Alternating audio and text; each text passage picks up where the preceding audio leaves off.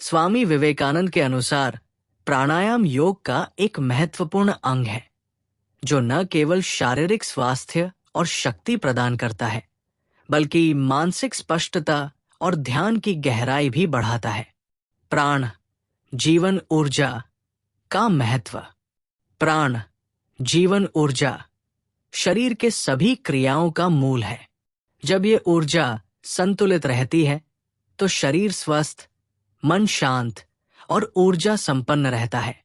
अगर आपको हमारा कंटेंट पसंद आया हो, तो कृपया लाइक करें, सब्सक्राइब करें और अपने दोस्तों के साथ शेयर करें।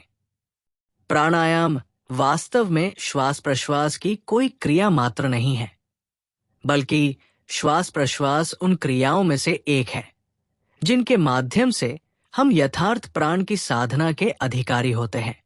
प्राणायाम का अर्थ है प्राण का संयम।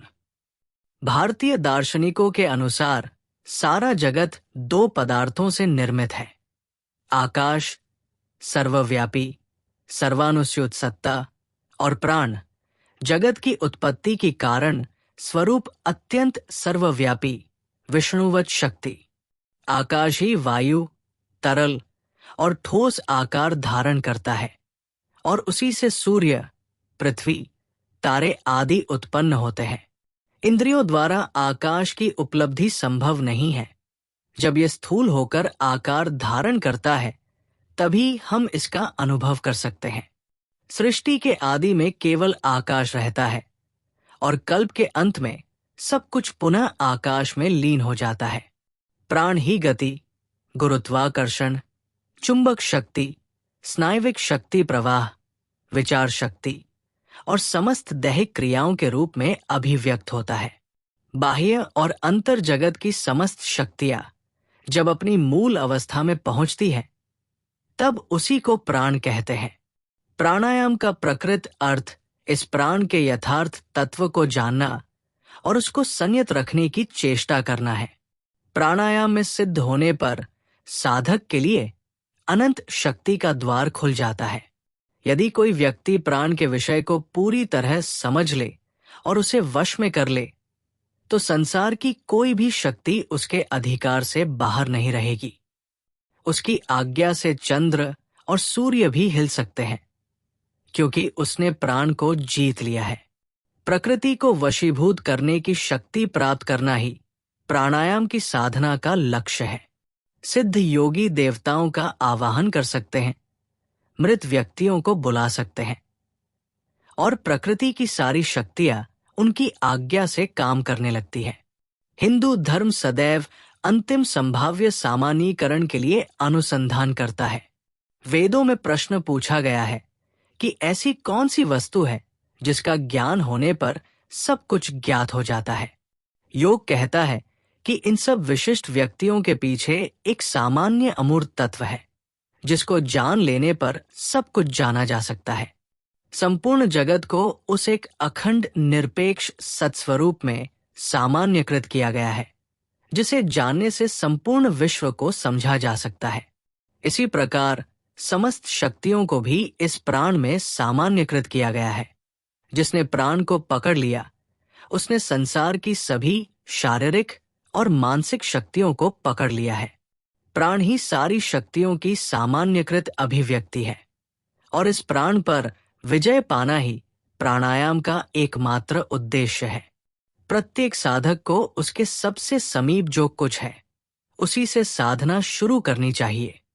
संसार की सारी वस्तुओं में देह हमारे सबसे निकट है, और मन उससे भी निकटतर। जो प्राण संसार में सर्वत्र व्याप्त है, उसका जो अंश इस शरीर और मन में कार्यशील है, वह प्राण हमारे सबसे निकट है, जो कि शुद्ध प्राण तरंग है। यदि हम इस शुद्ध तरंग पर विजय पालें, तभी हम समस्त प्राण समुद्र को जीतने की आशा कर सकते हैं। जो योगी इस विषय में सिद्ध हो जाते हैं, उन पर कोई भी शक्ति प्रभुत्व नहीं जमा सकती। वे एक प्रकार से सर्वशक्तिमान और सर्वज्ञ हो जाते हैं। विभिन्न संप्रदाय किसी न किसी उपाय से इस प्राण पर विजय प्राप्त करने की चेष्टा कर रहे हैं। मंत्र शक्ति से आरोग्य करने वाले, विश्वास से आरोग्य करने वाले, ईसाई वैज्ञानिक आदि सभी अनजाने में प्राण की ही शक्ति का प्रयोग कर रहे हैं। प्राण ही समस्त प्राणियों के भीतर जीवन शक्ति के रूप में विद्यमान है। विचारना इसकी सूक्ष्मतम और उच्चतम अभिव्यक्ति है। विचारना की एक निम्नतम कार्य क्षेत्र भी है, जिसे जन्मजात प्रवृत्ति या अचेतन मन कहते हैं। शरीर के स्वाभाविक कार्य, रिफ्लेक्सेस, इसी स्तर के अंतर्गत आते हैं। इससे अनंत विचारना का एक उच्चतर स्तर भी है, जिसे संज्ञान या चेतन मन कहते हैं, जहां हम युक्ति तर्क करते हैं। लेकिन ये पर्याप्त नहीं है। युक्ति और विचार सीमित है। योगियों का कहना है कि मन इन दोनों भूमिकाओं से भी उच्चतर भूमि पर विचरण कर सकता है, जिसे अति चेतन भूमि कहते हैं, जो समाधि नामक पूर्ण एकाग्रता अवस्था है। इस अवस्था में मनुष्य युक्ति तर्क की सीमा से परे चला जाता है और ऐसे तथ्यों का प्रत्यक्ष साक्षात्कार करता है, जो जन्मजात प्रवृत्ति और युक्ति तर्क द्वारा कभी प्राप्त नहीं हो सकते।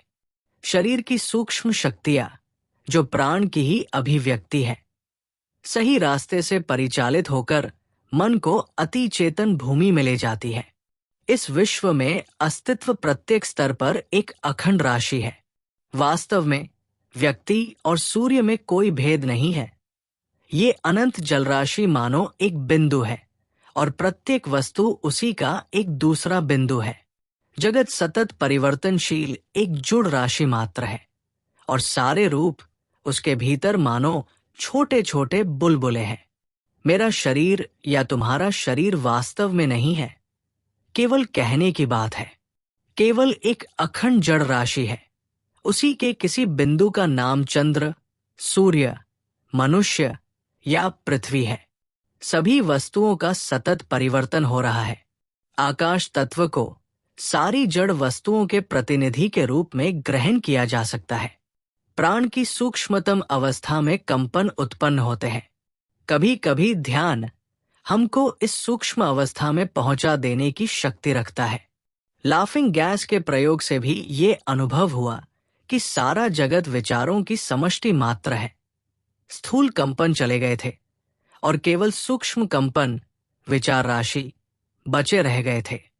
विचार जगत में भी एक अखंड तत्व विद्यमान है। अंततः सभी प्रकार की गतियों के परे वही एक अखंड सत्ता है।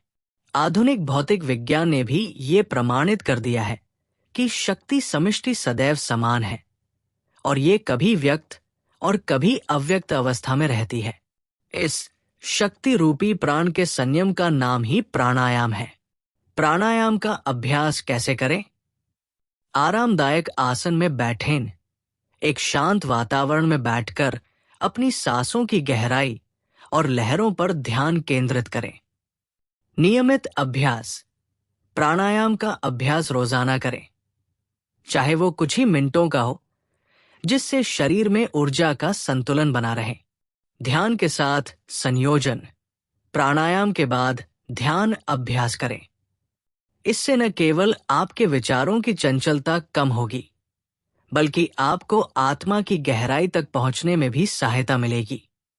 अगर आपको हमारा कंटेंट पसंद आया हो, तो कृपया लाइक करें, सब्सक्राइब करें और अपने दोस्तों के साथ शेयर करें।